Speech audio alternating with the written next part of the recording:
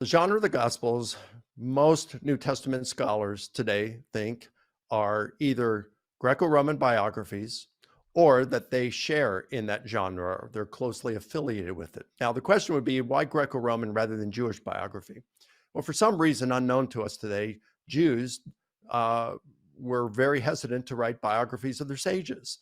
Hmm. We have four from the first century, and then we don't have any until modern times, according to Louis Feldman, who is the uh, one of the leading Jewish scholars out there until he died a few years ago.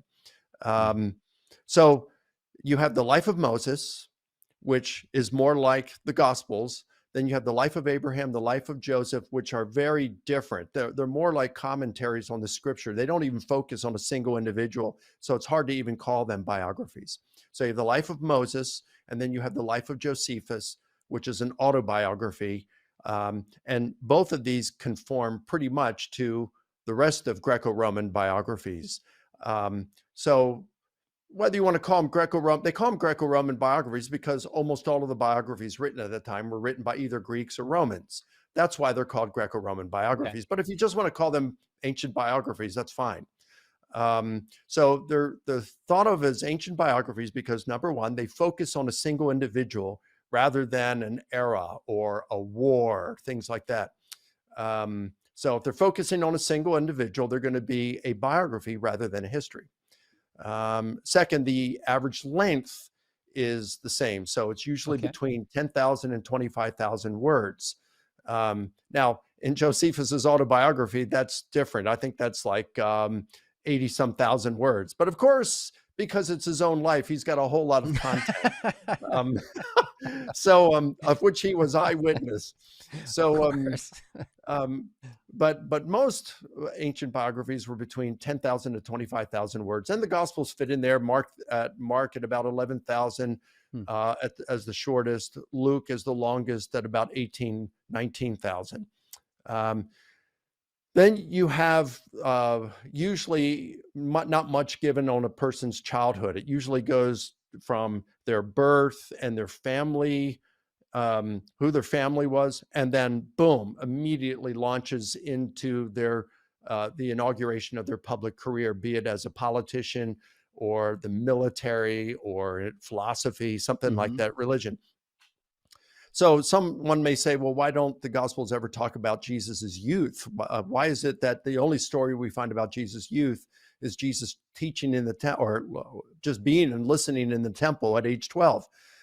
Aside from that, you don't have anything. It's just from his birth and the return to Nazareth. All of a sudden, boom, he's getting baptized. That's the next thing we hear about it.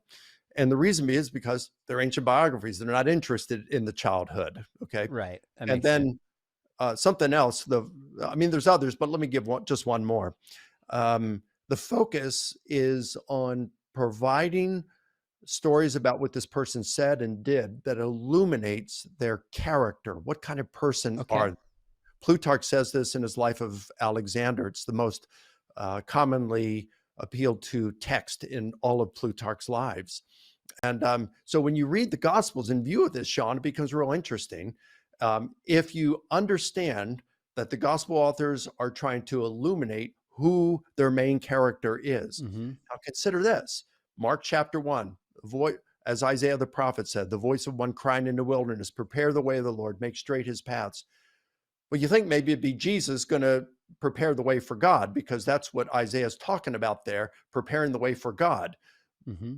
But it's the whole biography here it starts off with John the Baptist preparing the way for Jesus. Well, what does that say about who Mark thinks Jesus is? Mm.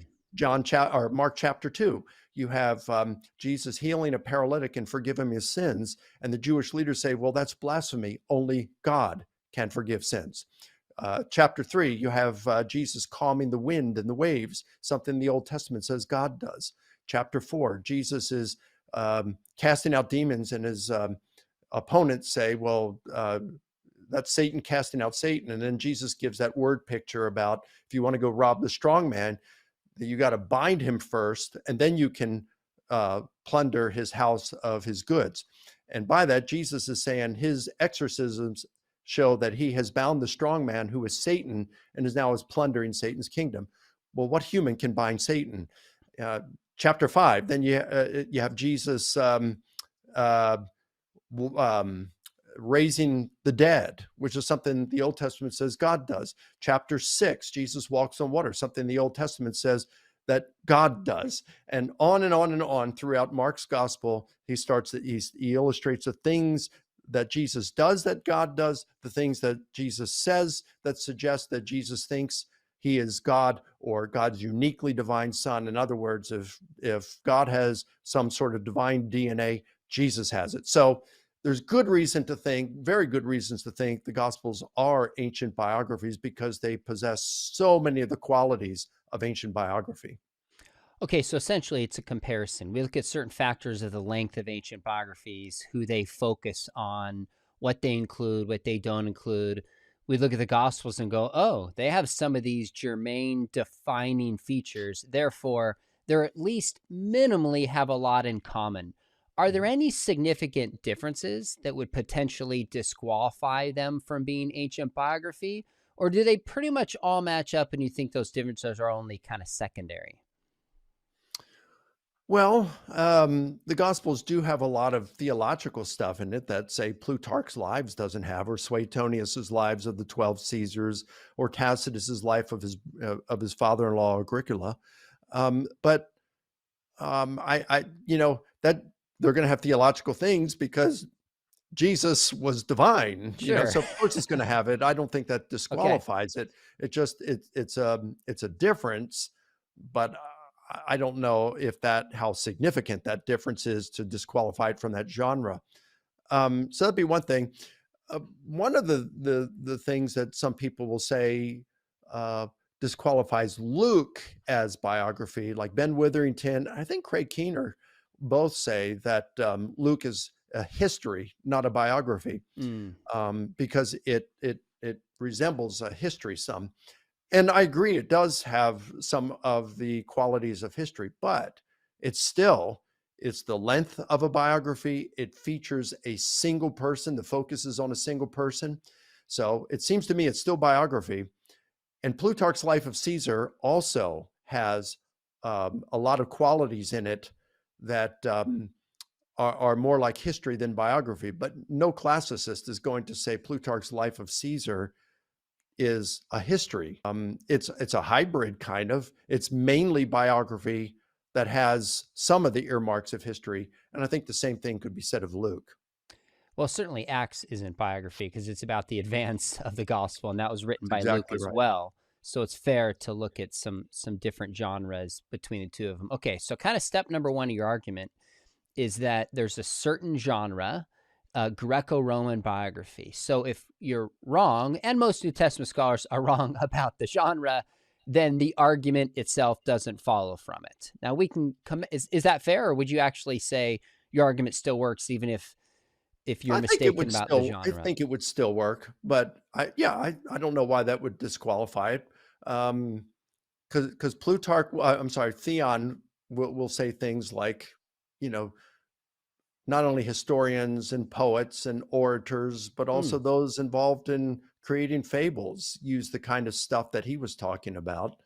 So, if you want to, whether it's biography or history, you're still going to be using some of these things that we're talking about here.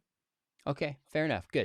But one thing, ancient biography, they weren't as committed to reporting things with the kind of precise accuracy that modern biographers are. So we could say that. We can make that distinction. Okay, that's helpful.